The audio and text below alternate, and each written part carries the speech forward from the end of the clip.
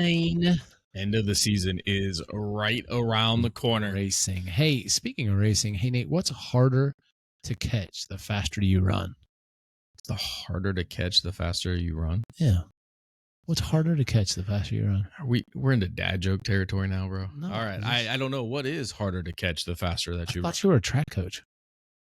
That has nothing to do with this. So when they run faster. What's harder to catch? What? Track coach. Think about it. What's harder to catch the faster they run? This is the most confusing opening we've ever had. Oh my God. If you could see his face right now, people, we might have to go to camera. That was well worth it. I'm so mad. I'm so angry right now. Well, if you've managed to stick around through that, we want to welcome you into another edition of the Varsity Locker Room podcast.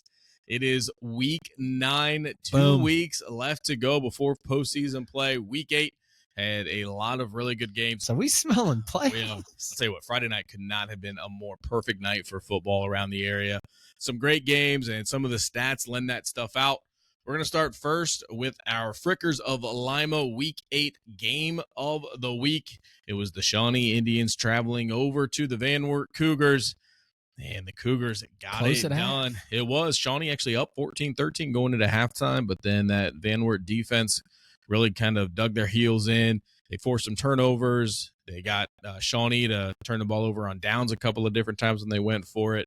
They come away with the big victory. Briston Wise was 11 of 15 for 143 yards and 3 touchdowns. He did throw an interception, and he just did what he continues to do. He is the leading rusher in the WBL for a reason. He ran for another 135 yards and a touchdown.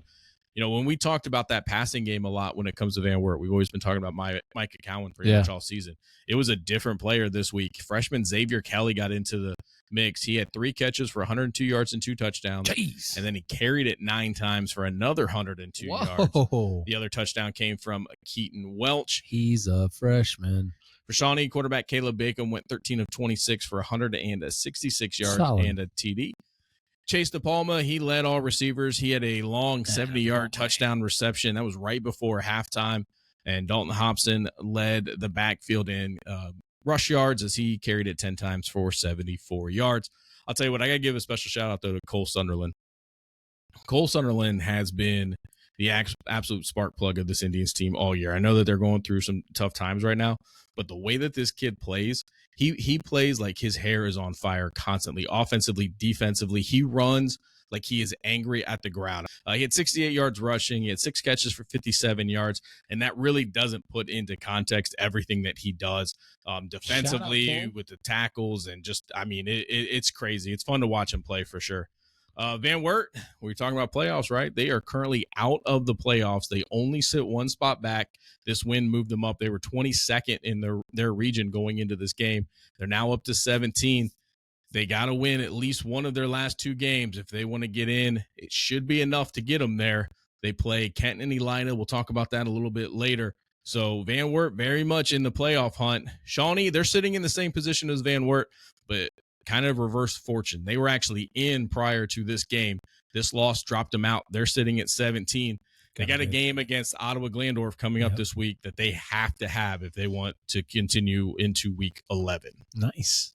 All right, brother. Well, let's move on to game of the week. We're going to move to the MAC for this week, week 9. This is brought to you by Frickers of Lima, where now for the fall season, stop by and get select appetizers half price, 9 p.m. Perfect for all ball games. And after a long work day, I was actually up there at Frickers on Saturday night, and I will tell you, the appetizers were getting hammered as soon as that special hit. So I bet it was very good to see a good crowd. Tough finish for the Buckeye game. I took off before the end of the game, but good crowd in there. A lot of fun to watch games in there. Nate, we got Marion Local. Guess what? If they get this win, they are going to tie. Yeah, I mean, 57 wins. We couldn't have picked a better game of the week. I mean, the last couple of weeks we've been looking, kind of going different directions. Marion Local Minster in the MAC is as big as it gets for this week. This should be a fantastic game. It really is. Both teams they've played 55 times. Marion holds a commanding in this 40 of the 55 they've won in the series. But Minster has, some things this year that are going right. You know what I mean? Minster leads the MAC in rushing with over 1,500 yards. Marion is right behind them, though. And Minster is second in passing in the league, and Marion is sitting there right at third. When we talk about Minster, Nate, it's Brogan Steffi. I mean, the kid is just balling. He's leading in rushing. He's got 780 yards rushing. He's thrown for almost 1,400 yards. But right behind him is Justin Knopf. And when you talk about Marion Local and their stats, remember these kids are probably playing a half. Right. I mean, this kid's putting up these numbers, and a lot of games he's not probably getting a lot of reps in the second half. Victor Holschler is leading the league in receiving with over 600 yards. And then, for Minster, Dylan Heitkamp is third with almost 500 yards. Marion is giving up, Nate, 3 points per game. And me and you talked a little bit off air. Bottom line is that's the key to Marion. I mean, they just know how to shut you down. Yeah, I mean, and I think, obviously Marion Local hasn't lost in a very, very long time. We're talking about a state record for wins in a row here. But I think the difference in this year's team compared to all these other fantastic teams that they've had is this defense. Yep. Their defense is ridiculous. Going into last week, there were some people who, I'm not going to say that they thought maybe Anna could beat Marion Local, but maybe this was the first team that was going to be able to move the ball effectively, maybe score some points, maybe get to double digits on this Marion Local team. Prior to the game against Anna, do you have any idea how many yards, passing yards, Marion Local was allowing per game? Probably 50. That's exactly right. 52 yards per game in the air. And they went in against, a lot of people talking about Alex Shappy and everything that he could do. They just shut him down. And now you have a Minster team coming in with the top passer in the league. But I think the one advantage that Marion Local may have, if they want to keep this one close, is you talk about how stout that Minster defense keeping it close, or Marion Local keeping it close? Minster keeping it close and trying to keep, stay in this game. Even though Marion Local is so good on defense and they can shut you down through the air, and we know they can do it on the ground too, but you have a player in Brogan Steffi who is prolific in both. Mm-hmm. So if one's not working, it's not like you have to, oh, great, now we're going to have to change what we do and do something. This is what he does. Right. So he's going to be able to keep that defense on their toes. Now, will it be successful for stretches? That's to be seen. But that's got to be the path to victory for Minster, right? I don't know. I'm leaning more towards Minster's defense. I think if they can get stops and get the game to slow down a little bit, Marion Local is not afraid to run the ball either. You're right, so, yeah. If they can get a few stops, maybe Marion Local moves it into their territory, but they get a few stops. That to me is where if I was game planning here, I got to keep points. If I can keep it under 35, 28, man, we got a chance because, like you said, they do have an offense. So I think they'll get over the 3 points. I'm not concerned about that. But weather's going to be beautiful again. I know it's going to be a great night. I mean, this one will be, again, like we talk about week in, week out on this show. The bottom line is you got to play the game, and you kind of go in like, okay, what's it going to look like, right? Right. I mean, how's it going to hold up? And the reality of it is, you got your hands full. But if you're Minster, you're going to play them in the playoffs. I mean, you're in the region. Listen, and Minster talked about this even at the beginning of the year. They didn't shy away from the challenge. They knew who they were going to have to go through, not just in the conference, but in the playoffs. This is a game that they knew that they were coming, and you got to think that they're going to be ready for. Now, Marion Local seems to be on a different level at some point. Marion Local is almost in a realm right now with how they play, where you have to start talking about, as a team, well, we got to get lucky. And some people say, well, we don't believe in luck. You got to put yourself in the position, right, all those things. But Marion Local doesn't beat themselves. Yeah. They don't turn the ball over. They don't make mental mistakes. They don't get a lot of penalties. You're putting it all out there. Like they're going to have 5 turnovers this week. But honestly, I think that's the only way they lose anymore, Yeah, right? Like they're going to have to beat themselves almost, and then you're going to have to take advantage of those mistakes because they don't happen very often. Well, I don't know if it can happen, but this is going to be you're bored on a Friday night. And that 50-50 is going to be off the hook Big too. one. Yeah, Yep. for sure. Cool. All right, let's jump into our conference rundown. It is brought to you each and every week by Stolly Insurance, looking out for you and your family for over 100 years. Top-tier agents who treat you with the respect and get you the answers you need when you need them. Well, let me jump right in the NWC here. Columbus Grove at Crestview, and Grove did what Grove does. 49-7. Kyle Hopkins, their backup quarterback, came in. He was 10 of 11, 207 yards, 3 TDs. That's a big deal for them. They get that kid firing all cylinders. Third string quarterback now throwing for 200 yards. Grove may have just taken another step forward. Yeah, Trenton Barraza, 16 rushes, 118 yards, 4 TDs. This is his 29th game in his career over 100 yards, and passed his one of his elders in the Grove history books, Blaine Mag, for 5,000 career yards. So congratulations to that young man. Gavin Baxter, 4 catches, 105 yards, 2 TDs. Trevin Baxter, 5 catches, 89 yards, 1 TD. And Crestview had Aiden Martin. He had 6 rushes, 56 yards, and a dirt for him. Way to go, Aiden. Good work, kid. Bluffton at Fort Loramie. This one was interesting early. I'm sure when you were checking your ticker, it was like, uh-oh, what's going on over there? Bluffton racked up 436 yards in total offense on 40 plays. They were averaging 10 yards a play. The Redskins managed 424 yards for 5.6. But here's the big one, that the Pirates had 424 yards. Their defenses let me start over. The Pirates gave up 425 yards, and that was all through the air. The Redskins amassed basically 400 yards in the air, completing 37 of 57 attempts. I'll just keep throwing some more stats at you. For Bluffton, Worcester had 141 yards and 2 TDs on 12 carries. Stackhouse had 114 yards on just 4 runs with 2 scores, and Geese had 30 yards on 5 carries. He did complete 2 of 6 passes. How about that? They only threw the ball 6 times. That's a little interesting stat. I didn't see that. I kind of copy and paste some of this stuff, so that's a little interesting. 1 TD and no interceptions. Big night. Worcester had 16 tackles. We'll get a little love on the defense. I did see that. Sure, Bricker had 8 assists and 3 solo stops, and Eckhouse had an interception for the Pirates. So, nice win. You can't be upset about that. LCC at Spencerville. LCC rolled to a 36-7 victory. It was only 15-7 at half.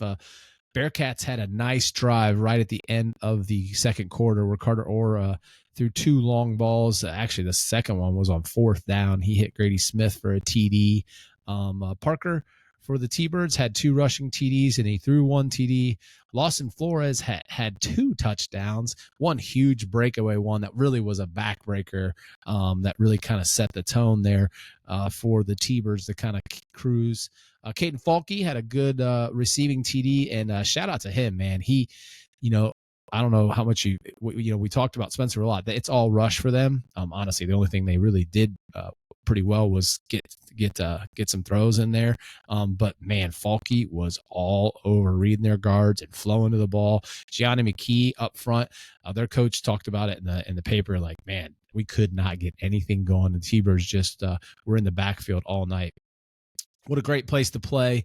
Spencerville, they didn't give up. I've talked about this a lot in a lot of their games, and I focused a lot that at my house as we were prepping for this game. I told them, I'm like, look, these guys will not roll over, and they played hard the whole night. Speaking of your house, real quick before we move on, I haven't really even had a chance to talk to you about this, but how's Matthew? How's the ankle? He only played one side of the ball. He did well. He's got a lot more of his cutting and going, but he's still not 100%. He's really struggling to kind of jump or anything, but he's getting better every day. And he had a nice game. He was real critical early on for them and getting a lot of him. He can make people miss in small spaces, and had a lot of nice runs. Good. So they were just kind of, as they kind of got to the end zone, they were just kind of moving it around a little bit. Allen East against Jefferson, 41-0 here. Keegan Jones, 16-22, 221 yards, 2 TDs. Miles McDormand, what a game for him. 14 carries, 125, 3 TDs. Keegan's cousin Deacon Jones, 6 catches for 97 yards, and Jacob Pinks also had a rushing TD. Jacob Friesner had a receiving TD, and Camden Smith also had a receiving D. So shout out to all those Mustangs as they got a big win over Jefferson. And let's turn it over to you. Head over through the WBL, bro. Western Buckeye League starting off with probably one of the 2 biggest surprises in the entire area. Bath took on the Defiance of Bulldogs, and not did just Bath win. They shut them out 28-0. Yeah. It was a shock watching that one and watching the ticker go. And You got to give credit to the Bath defense. They finally clicked for him. Zach Welch scored all 4 of the Wildcat touchdowns, rushing for 100 yards to go along with 270 yards in the air on 19 of 28 passing. He accounted for 307 of the team's 343 yards of total offense. That Bath defense held defiance to just 166 yards, and they sacked quarterback Brett Zepfeld 4 different times. With the win, Bath locked up a playoff berth. Meanwhile, Defiance, they haven't clinched yet, but they do control their own destiny. They're pretty much in at this point. It's just a matter of kind of where they're going to finish when it's all said and done. Another shutout in the Western Buckeye League. This time it was the Wapakoneta Redskins. They shut out the Elida Bulldogs 35-0. Elida was shut out for the 3rd time this season and for the 2nd straight week. With the win and a Defiance loss, Wapak actually clinched at least a share of the Western Buckeye League title, along with clinching a playoff berth. I heard Amari got hurt. Yeah, I heard that too, and I haven't gotten an update in the last couple of days. I don't know how bad it is. I'm not sure if it's all season or what. Initial reports are not good. That's too bad. He'd been having a great year, even though Elida had been struggling. Elida not out of the playoffs quite yet. They're actually sitting 16th, so they're still alive going into the last 2 weeks of this season. And it's going to be hard, though, to kind of keep anything going forward if they lose Amari. He was a huge part of their offense for sure. Kenton and St. Mary's, and this one had an awful lot of points. St. Mary's scores a season-high 64-28 was the final score in this one. They ran the ball 58 times for 506 yards. That was the whole offense. Wow. We've talked about this before. This is not the first game this season where all of their offense came on the ground, but this is by far the most that they've had.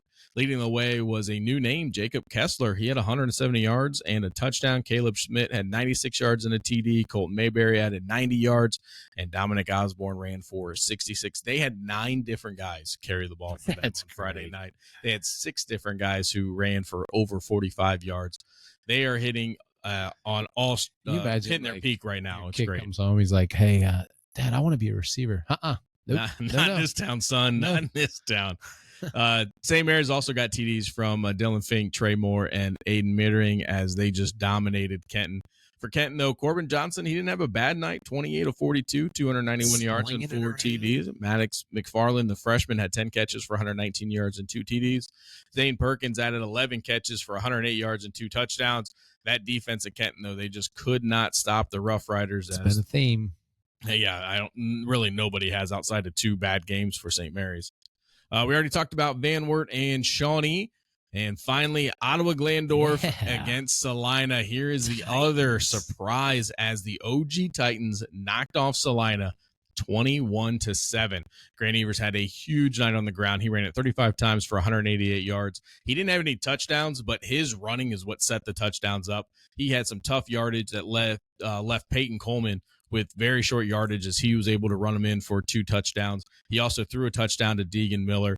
On the other side of the ball for Salina, Bobby Morris was 11-16 for 171 yards and a touchdown along with 2 interceptions. And his top target was Caden Wirtz. He had 4 catches, 125 yards, and a touchdown. OG now firmly in the playoff picture. Bam. And they control their own destiny, as does Salina. All right, man. Well, let's head over to the MAC. We got Marion Local at Anna. Like you talked about, this was something that people on paper were like, let's see what's going on. And 42-0. Justin Knopf. What's going on. Yeah, threw for 3 touchdown passes as the Flyers won their 56th straight game, shutting out the Rockets. Knopf was 8 of 10 for 144 yards. He had touchdown passes to Hulsman, Hoschler, Pullman. He also had a 14-yard touchdown run. Drew Lawson, Parker Hess also added touchdown runs for the Flyers. Versailles at Minster. And this one was another one we were talking about early on going into possibly was a game of the week. And Minster Wildcats controlled 35-0. Steffi was 16 of 20, 213 yards and 2 TDs. He had 6 rushes for 64 yards. Dominic Meyer, 8 rushes for 40 yards, 2 TDs. Dylan Heitkamp, 3 catches for 52 yards. Cole Albers, 3 catches for 51 yards and a TD. For sales, Ethan Walker was 13 and 19 for 139 yards, and Drake Aarons had 2 of those catches for 46 yards. Let's move over to St. Henry versus St. John's. St. Henry has got it going on. Yeah, St. John's really struggling. Yep, Charlie Whirling threw for 3 touchdowns, and he ran for another as the Redskins won their second straight game, beating the Blue Jays at the Wally Post Athletic Complex. Whirling connected with Heitkamp, Shorts, and LaGuire for touchdown passes, and he added another one on rushing. Jared Knightfield caught 1 touchdown pass and added a reverse handoff for a score. So big win for St. Henry. New Bremen was at Coldwater Nate, and Blockberger was 9-19, 102 yards. Miles Botcotter was 13 rushes for 129 yards, 3 TDs, and Caleb Schroyer was 2 catches for 54 yards. I will tell you, the coach from Coldwater, Coach Otten, was just praising New Bremen. I guess this thing was tight early. Yeah, I was surprised. I mean, 24-7 final. I'm very shocked that it was just that with how Coldwater had been playing. But that New Bremen defense really has never been the issue, right? It's been the Cardinals offense that struggled. Yep. And Gavin Dickey was 12 of 27 for 132 yards and a TD. He threw to Grant Dickey, who had 7 catches and 60 yards and caught the TD. And then Rogan Muther had 5 catches for 72 yards. How about this one? I was watching this one close. Parkway 1-6 at Fort Recovery. Both teams walked in 1-6, and this thing was a seesaw battle. It ended up finishing 36-24. Fort Recovery won. Caden Grease was 5 or 6 for 64 yards and a TD. He had 17 carries for 101 yards. Reese Wendell had 32 carries for 112 yards, 3 TDs. And Breaker Jutt had 3 catches for 56 yards and a TD. For Parkway, Braden Bruns was 15-21 for 161 yards and a TD. He did throw an interception. Luke Boer had 9 carries for 50 yards and a TD, and Landon Hamrick rushed for a TD also. And a little shout out to Wyatt Carpenter. He had 3 catches for 56. Right, moving on, man, to the time NWCC. For the NWCC. We'll start first with Perry and Waynesfield Goshen. The Tigers get the win 28-7. It is the 4th straight victory for Waynesfield, and they now control their own destiny as far as the playoffs go, and they still are alive to host a playoff game if they can finish in the top 8. So they'll be looking to continue this momentum coming into this week. Upper Scioto Valley at Elgin. USV handed Elgin their 3rd straight loss and stayed undefeated in conference play as they got the 28-8 victory. Hardin Northern, they bounced back from their first conference loss behind 241 yards and 4 touchdowns from Nolan Hobson. That's the Nolan Hobson that we're used to seeing. He finally got things back going in the right direction on the ground. They won big over Crestline, 52-14. Ridgedale and Corey Rawson. Ridgedale comes away with a 20-3 victory. And finally, North Baltimore at Ridgemont. Ridgemont won 41-7. As with this victory, Ridgemont, they secured their first winning season, Matt, since 1997. There you go. And they stayed in the hunt for that NWCC title as they are just 1 game back of USV heading into week 9. So that is the NWCC. Taking a look at our other teams. Starting first, Lima Senior versus Waite, and I think everybody at this point has seen the score. They won 79-0, and it wasn't that it was just 79-0. It was 79-0 at halftime. I heard that. And Lima Senior then at that point didn't score any more points in the second half. A bunch of records were set in this one, including Janias Hall, as he set the OHSAA record for passing TDs in a game. He had 10. And then Boog Wilson, he broke the all-time single-season receiving record in Lima Senior history. Cool. And he did it in just 8 games. He is currently first in Ohio. Then he sits with 1,387 yards receiving and counting. He's only going to add to that one. So some big numbers put up. Congratulations to Janias Hall and Boog Wilson on their records.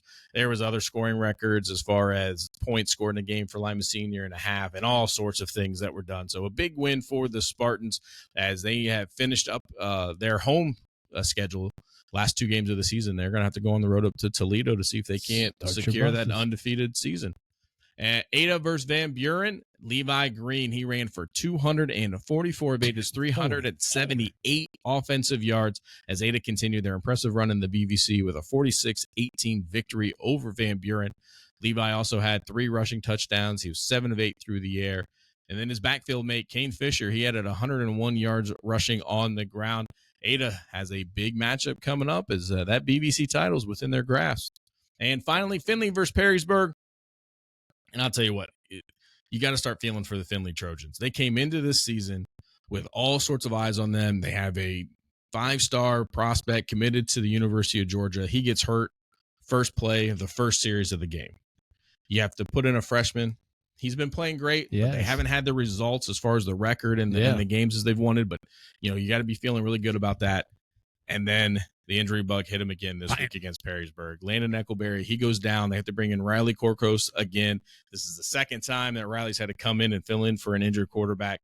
Findlay ended up with 4 turnovers, including 3 interceptions. Jacob Ragland did have 75 yards on 9 catches and a touchdown, and they lose to a very tough Yellow Jacket team, 37-14. That's a bummer, man. All right, well, hey, let's move our player of the week. This one, we moved our sponsorship around a little bit. We're going to bring it brought to you by Matt Q Properties, serving Allen County and surrounding counties since 2006. The best view is with Matt Q.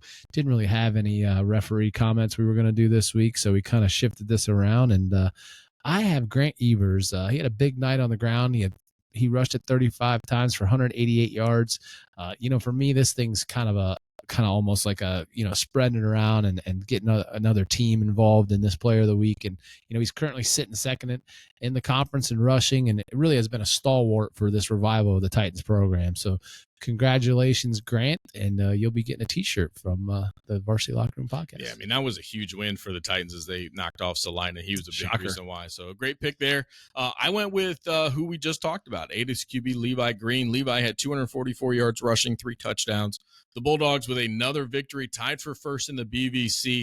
We had a chance to talk to Levi 2 weeks ago. You can find that interview on our YouTube page, and just about the entire turnaround for this Ada team.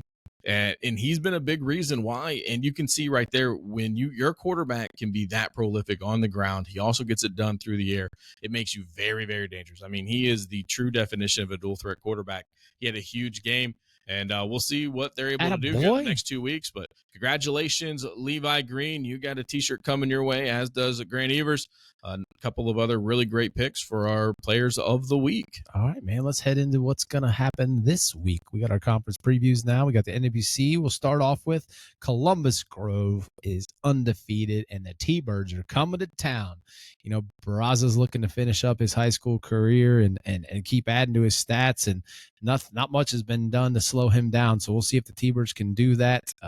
They still got title hunts on their billboards and agendas, and the T-Birds are back on the winning track and really got a big game. This is going to be a lot of fun. Huge spread in this one. The T-Birds are a huge underdog, but these teams are also in the same region. So, it'll be interesting to see how much the coaches show. And I think this will be one of those games where a lot of energy. Coach Balti from the area. He's got a lot of connections. His kids go to the Grove system. So this will be one you want to watch your ticker and see what's going on in that game. Yeah, I mean, you said you wonder how much the coaches have to show, but you got to think that. I mean, if LCC gets this win, it's a huge upset as far as what the point spread shows. Grove and Bluffton is still coming out as week 10. This is a chance for a conference title. You got to think that they're not going to hold anything back. I mean, I understand they may play each other in the playoffs, but there's no chance you're like, well, maybe we'll hold some things back, not show our hand because we may meet again in the tournament. You may not. This may be the only time you see each other, and this could have conference title ramifications. Absolutely. We got Bluffton versus Allen East. Bluffton is a heavy favorite in this one. The one thing is, though, it looks like Fort Loramie found some magic there throwing the ball against the Pirates. And guess what? That's what Allen East likes to do. Yeah. They like to chuck it around, and we'll see how that works out. I think the big thing will be limiting possessions, as the Pirate had a very strong defense, and you don't want to get too far behind this well-oiled Pirates offense. So, I wouldn't think that Bluffton's going to overlook the Mustangs, but as you talked about, they got to be focusing on that big matchup coming up next week. Well, and I think it can't be overstated how big of a deal the fact that Fort Loramie put up 28 points on Bluffton was. I mean, coming in, they were giving up.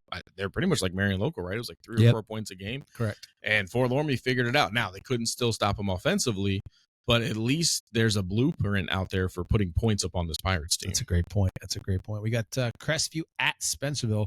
Crestview went through their little tough gauntlet of Bluffton and Grove, and now they're on the road against the Spencerville team, who wants to probably get the bad taste out of their mouth after LCC came to town. We've talked all year, Crestview's a young team, and if they want to get into the playoffs, they have to win. This is a must-win for them. So Spencerville, they're already in, so they just need to finish strong and continue to improve as they get ready for the playoffs. And Fort Loramie is at Delphus Jefferson. Fort Loramie has a strong air attack, and that'll be a tough thing for Jefferson. And Loramie looks to take care of business because, again, by what I have, they're in the playoffs too.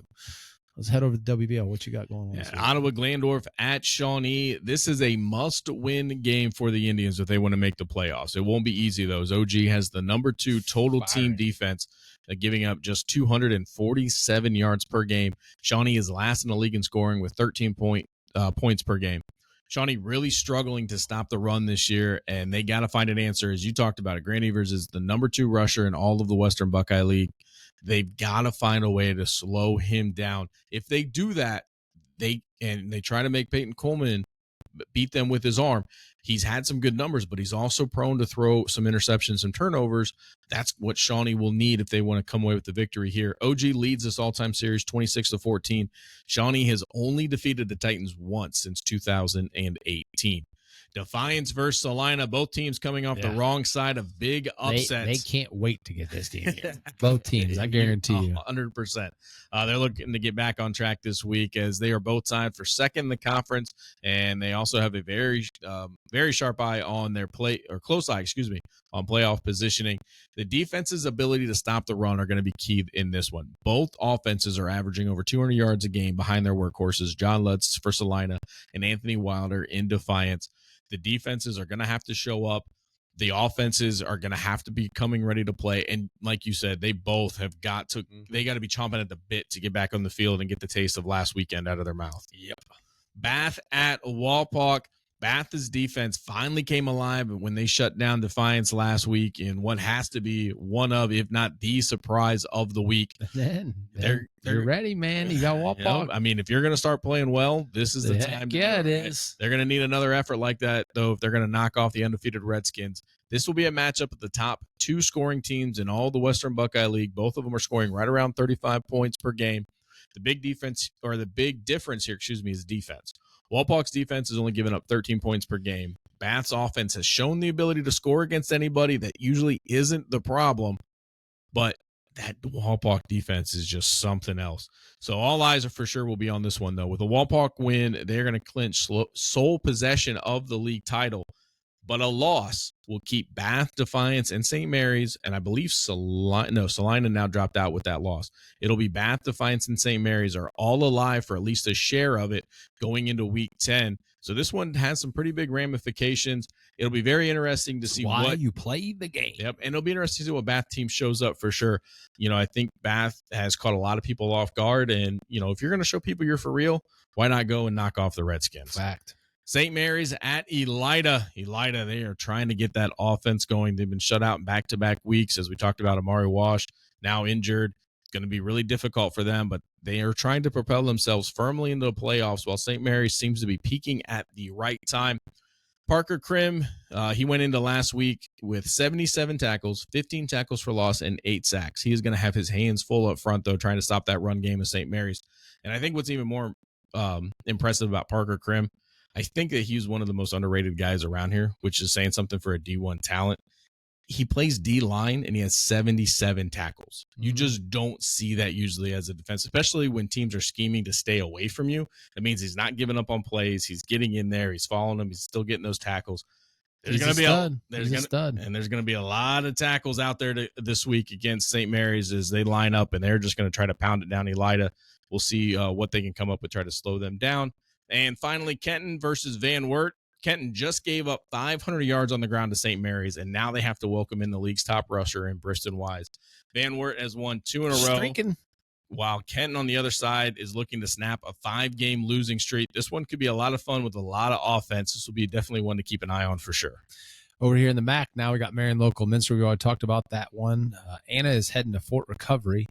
Shappy, who is leading his team. They have the most passing yards in the conference. They'll face Reese Wendell and the Indians, who love to rush the football almost as much as St. Mary's. So Anna has dominated this series, 15 victories to 2 for the Indians. This will be a tale of two different teams in their style, so it'll be interesting to see what happens this one, but Anna's a heavy favorite. Versailles 5-3 at Coldwater, versus Coldwater.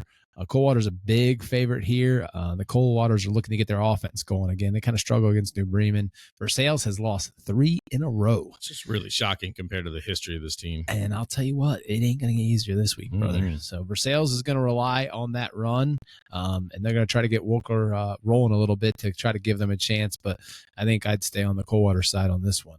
St. Henry 4-4 at New Bremen 4-4. I'll tell you, this one is gonna be a football game. St. Henry is really turning a corner this year. They're having good success with Whirling. He's third in the conference in rushing. Hulsman has a very solid season as their quarterback this year, and New Bremen's got Rogan Mueller, who's just a bell cow for this team. And as he goes, the kind of team goes. So I think this one's going to be a very fun football game. I wouldn't want to have to predict this one. Hopefully, you don't have me picking this game. Don't pay attention to the bottom of this. I'm just going to make some edits here. Okay. Parkway's 1-7 versus St. John's, who's 2-6. And St. John's is a heavy favorite here, but the one thing the computer doesn't take into account? Injuries. Yep. So this one will be, a chance. I think Parkway's got a really good chance to play well and put 4 quarters together. This is a game. Both teams are just trying to get in the win column. Let's be honest. They're trying to get into the playoffs, and this will be one you want to refresh and see what's going on. Let's hope some of those St. John's kids are coming back and they can throw a W back up on the win column too. What you got in the NWCC? So a couple of big games coming into this one, especially when it comes to the conference title ramifications. First, Perry versus Elgin. Perry's going to try to extend Elgin's losing streak, and as I believe it'll be up to 4 in a row. And Perry's going to try to avoid losing back-to-back games for the second time this season. When it comes to that NWCC title chase, though, Waynesfield Goshen versus Ridgedale. Both the Waynesfield Goshen losses have come by a combined 3 points. They lost that 3 overtime game to USV earlier and then had a 1-point loss to Hardin Northern. They take on a struggling Ridgedale team. This should be an easy week for them. But if they can win this one, now they're going to need help, admittedly, because they are 2 games back in the polls. But this at least keeps them up in the conversation. USV at Hardin Northern, biggest game in the conference this week. With a win, USV clinches at least a share of the NWCC title. Both teams have already clinched their playoff spots, but now they're trying to lock in those top 4 finishes and get 2 home playoff games. USV leads this all-time series at 9-6. They've won 3 in a row against the Polar Bears, and the running games will be, Yep. The numbers are going to come on the ground against these two teams is going. I can't wait to see the stat lines coming out of this one. If Hardin Northern can pull this off and they can knock off USV, it changes the entire landscape as far as going into Week 10 and what this conference will look like. This is a huge game. The other games to round out the NWCC, North Baltimore against Crestline and Corey Rawson taking on Ridgemont, who Ridgemont very much going to be watching that USV Hardin Northern game. Ridgemont only with the 1 conference loss as well, so they have a lot at stake in that game for sure. Our other games in the area, Lima Senior traveling up to Toledo as they look to stay undefeated and take on Toledo Scott. Scott is struggling this year. Lima Senior owns the overall record 2-1. They've only played each other a few times, but that does include a big victory last year, 62-26. And you got to think right now with how a lot of these games are going, this is going to be another big game for Lima Senior. We're going to look to see some big numbers come out of these guys for sure. We got Ada at Pandora Gilboa. This will be a circle, this one, right? Yeah, for sure. So this one, the winner of this one is going to guarantee themselves at least a share of the BVC. And if you're the Ada Bulldogs, I don't think that anybody thought that you'd be saying that at this point in the season, but they have come into the BVC, they've established themselves, and now they have a chance to clinch at worst a share of that conference title.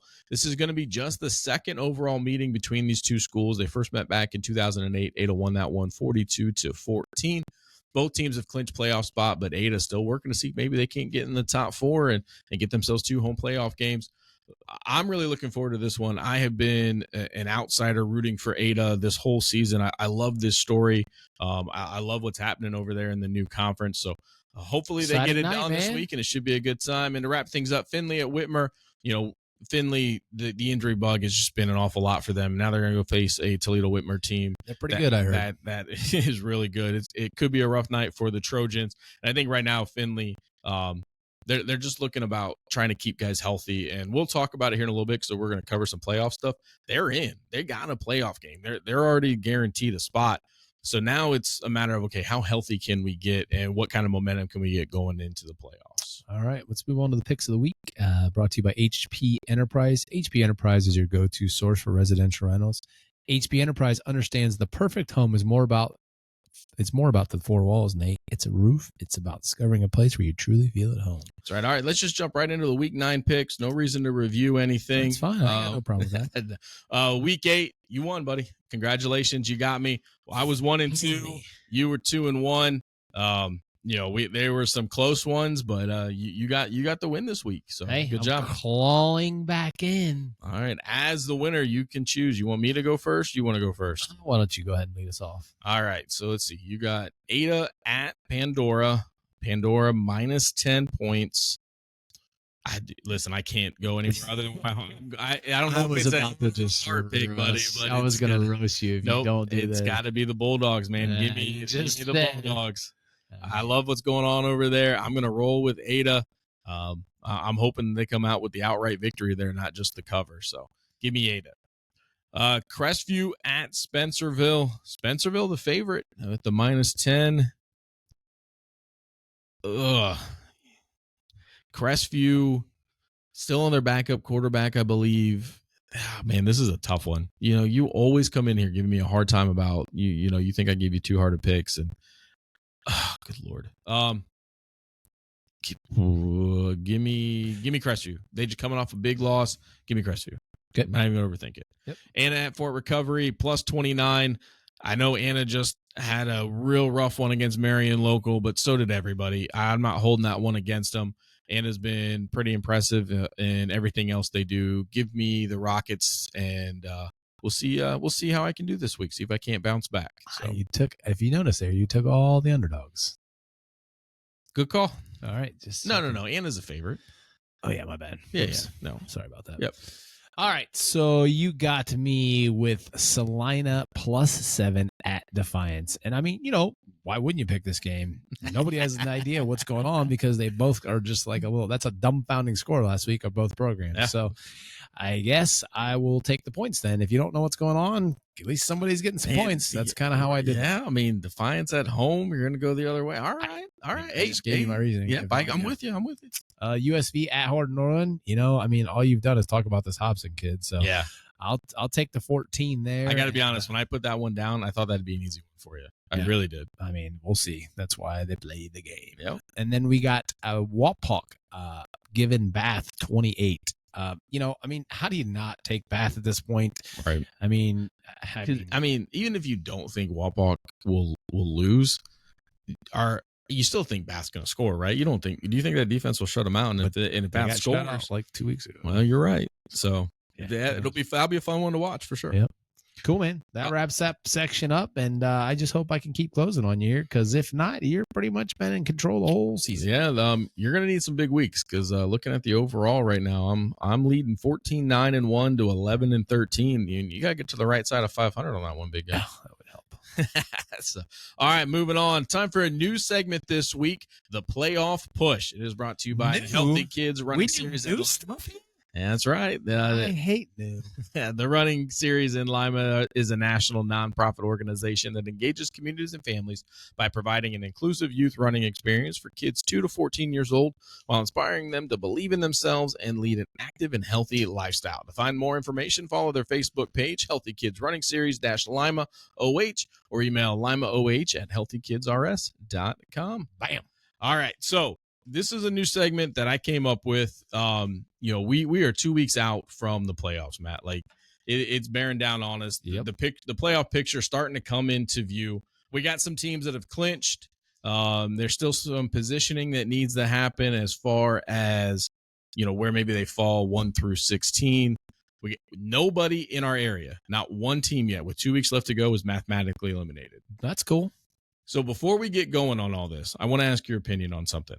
We know that a couple of years ago they expanded the playoffs. It went to the 16-team playoff. Yep. Okay. Well, how do you feel about that? Because here we are going into week 9. We have all these teams alive, which I personally, I'll give you my takes. I think it's great. Now, do I think that there are people who are like, well, a 1-7 team shouldn't be making the playoffs, or a team with 2 wins shouldn't make the postseason? I get where they're coming from, but I also like it as a coach myself. I still got a carrot. There's still things for you and I to talk about and discuss. There are still things out there for these guys to chase with this expanded playoffs that I think can make the last couple of weeks interesting. I'd put it at 8. I think 8. I think the expansion to 8 was good. I felt like the grab to 16 just watered it down. Some of these regions, Nate, I mean, you got teams that are getting wrong. In. Yeah. I don't know. And what about splitting the difference to 12? Yeah, here's my thing with that. Then you got all these like buys, and I wouldn't want to buy if I was a coach in high school. I don't need a week off where my kids are becoming distracted and not doing their things. I mean, that's where I sit with it. I truly believe, I never, when I played, LCC never made the playoffs in my 4 years, and we would have made the playoffs all 4 years if there was just 8. So we were constantly just outside of that top 4. And, that's where I stand with it. I also kind of struggle with some of these teams, and I look at it from the smaller divisions where, you're banged up. Okay. And you're not going to win probably because you got kids, you got your quarterback out, you got your running back out. It's not like you're a pro team where you're reloading. I mean, but St. John's is right there. They can get in the playoffs.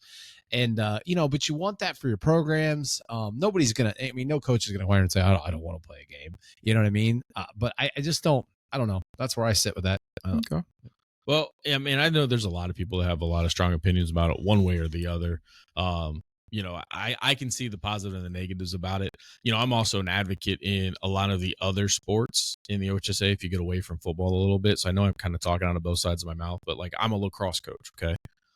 Everybody makes the postseason in lacrosse. I think it's ridiculous because if you are a team that finishes near the bottom, like, we've struggled the last 2 seasons and we've been last in our region.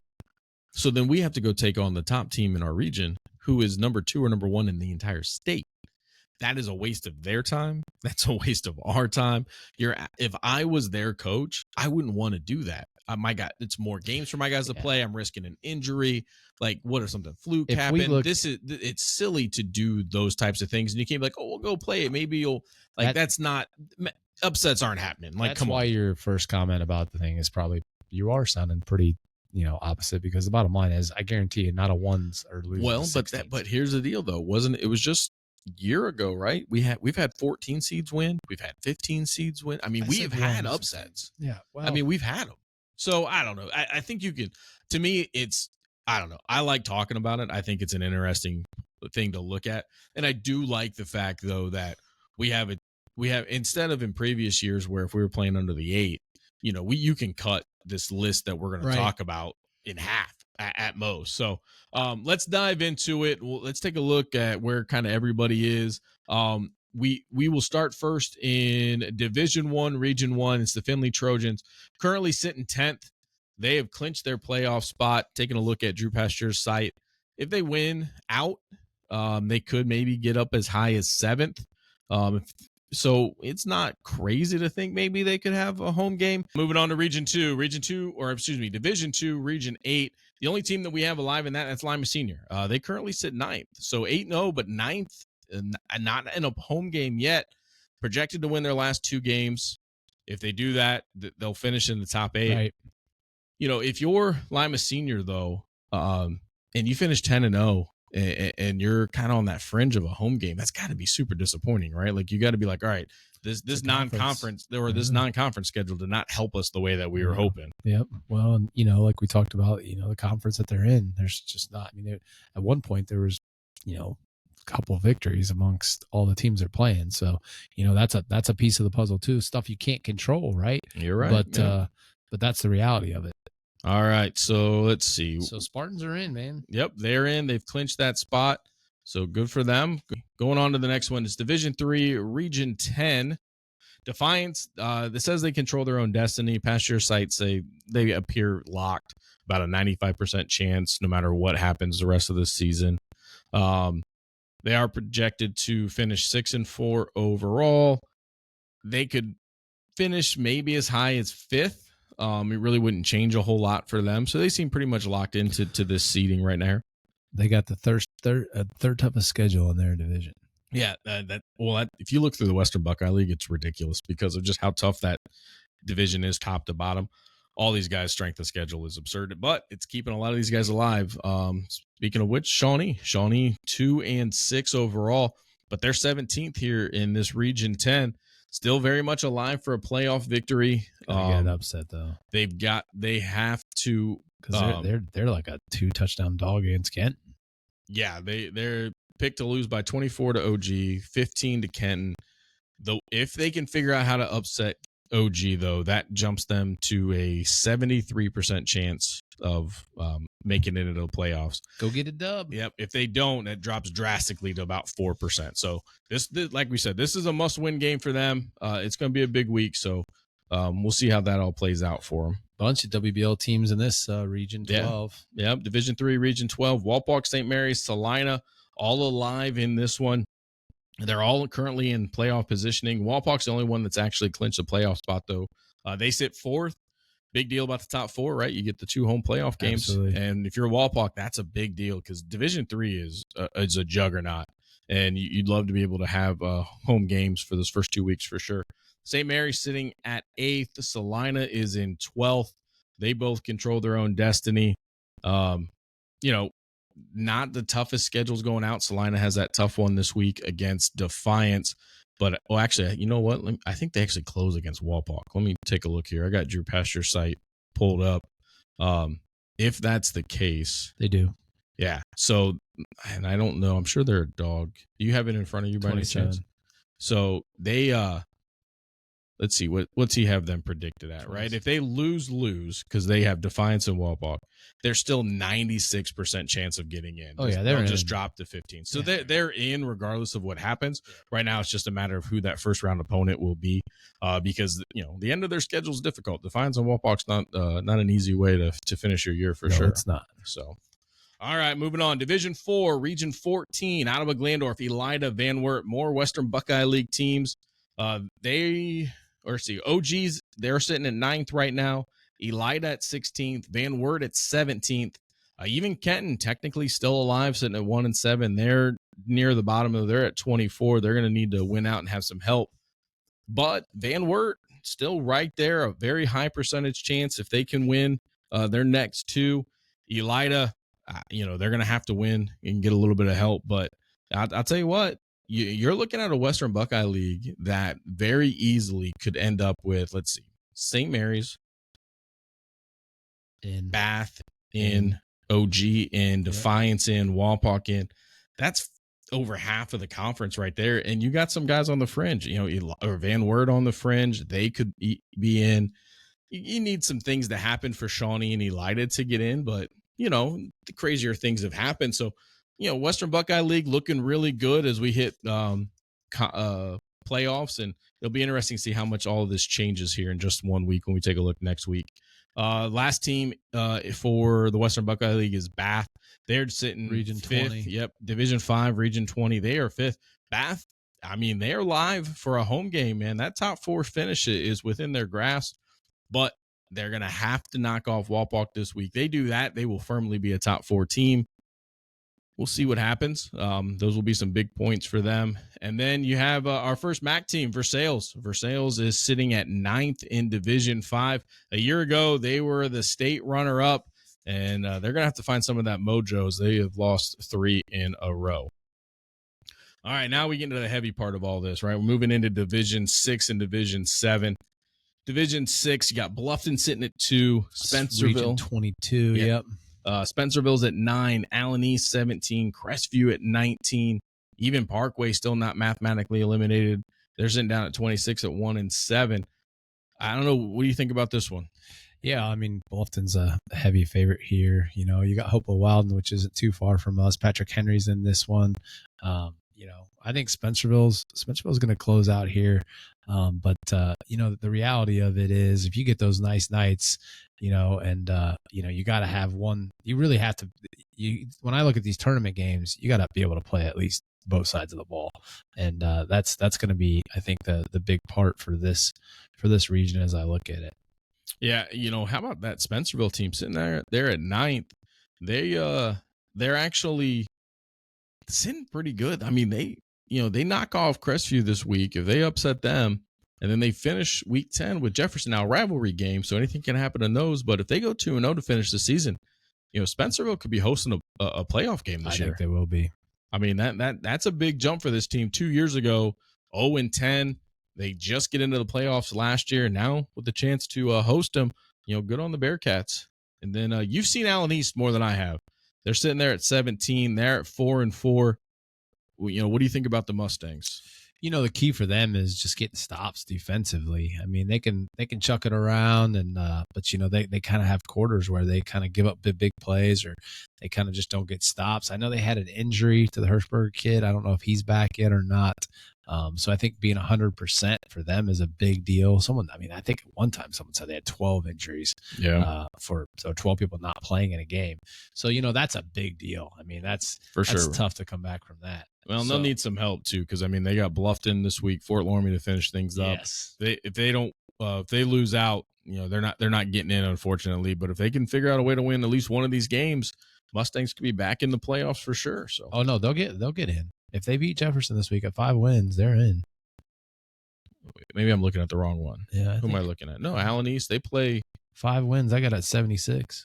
They play Bluffton this week, and then they have Fort Loramie. So what I'm saying, I got you. Yeah. They already played Jefferson. They just played them. Yeah. So if they lose both of these games, it's a tough road for them. So, all right, moving on. Let's go. Division 6, Region 24. Not quite as many teams. Coldwater sitting at 1, Anna at 2. Both of them are in. They've clinched a playoff spot. Coldwater's already clinched a top 4 finish. And then we have Perry down there at 15. Perry's still trying to stay alive, make the playoffs. They got an Elgin team that's reeling right now. Imagine them drawing Anna. I know. But hey, you know what? Sometimes it's just about getting in, right? You want to play week 11. That's a goal for everybody. That's true. And that's well within their grasp. They got to finish off strong. They can knock off Elgin, though. That'll go a long way. And maybe they move up a little bit, get themselves a little bit better of a get matchup. Away from the MAC. Yeah, for sure. So, and the Coldwater and Anna aren't going anywhere. I mean, Anna's sitting at 2 even after that loss to Marion Local. And they got to be thinking, thank God we play in Division 6 because we will not have to see them again. Yep. Division 7, Region 26, by far probably the got a bunch of area teams. Yeah, a bunch of areas. It's our second largest one for sure. Columbus Grove sits at 1, USV at 2, Ada 5, Hardin Northern 7, LCC at 8.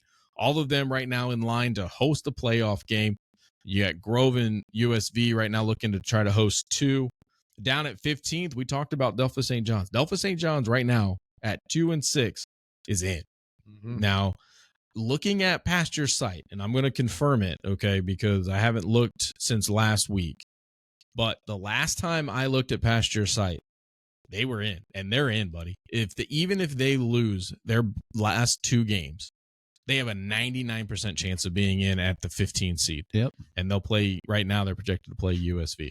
So this St. John's team that has a ton of injuries, just what you were talking about, quarterback, just gotta get healthy, though. That'd be all right. Yep. And so this is what I do like about it, though, because we've seen St. John's get in with a bad record and win a couple of games because of the strength of the schedule that they play. It's a tough out for sure. So Jefferson, they sit at 18. They're only 2 spots back, man.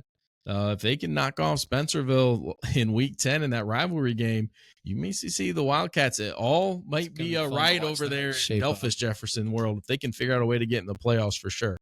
And then finally, Division 7, Region 28, Marion Local, Minster, Ridgemont, Waynesfield Goshen, New Bremen, St. Henry. Unbelievable, man. Fort Loramie's in there at 11, Fort Recovery down at 18. I mean, this region is just flat out brutal. Yep, sure is. I mean, Marion Local, Minster 1-2. We're going to get a preview of that this week. Waynesfield, Goshen, Welton, New Bremen, Ridgemont, all getting ready to host a game. You talked about St. Henry. I think that's a dangerous team. Something for people to talk about playoffs. Yeah, it is. We got a lot of guys that have clinched. Marion Local's already clinched top 4. Minster's clinched the top 8. Ridgemont's clinched their playoff spot as well. So a lot of these teams are in for sure. I don't know. I love how this is shaping up. And the reason I wanted to do it this week, because I think that there can be such a difference in what we see between this week and next week. And then even after week 10, tracking how these teams are and who needs what. It makes week 10 that much more exciting. So I'm excited to watch this week, see how everybody does. And I mean, the playoffs are around the corner, man. Like, yeah. I mean, I can't believe it's for real. Where'd the season go? Yeah. And as a parent of a senior, you're also starting to look at, well, this might be it. We need Shawnee to get a win or two to continue this season. If not, we only got two weeks left to watching football, and it's something else, that's for sure. So, yeah. All good right, week, buddy. brother. Yeah, man. You got anything else for us before we get out of here? I think we're good, as long as you got your breath caught. Hey, I know I got you with that riddle, but what do you call a criminal who lands a plane? A criminal who lands a plane. Man, what do you call Condescending. We got to get out of here. Thanks for joining us for another edition of the Varsity Locker Room.